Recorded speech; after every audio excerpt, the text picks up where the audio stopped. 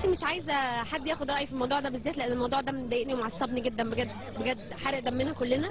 بس احنا لازم نقطع الجزائر دي تماما، وده شعب متخلف وحقير، وبجد ما ينفعش ان احنا نتعامل معاه. واحنا مش الناس بتفتكر انه الطيبه او الاحترام او الادب او انه حد يبقى عنده اخلاق ان هو جبان. احنا عمرنا ما كنا جبنه، طول عمرنا ستاتنا رجاله ورجالتنا ارجل من ارجل راجل عندهمش اساسا. ودول ناس بجد شعب مستفز، ودول مش قله يعني دول مش اللي بيشجعوا الكوره، او مش ده مش ماتش كوره، دي حرب.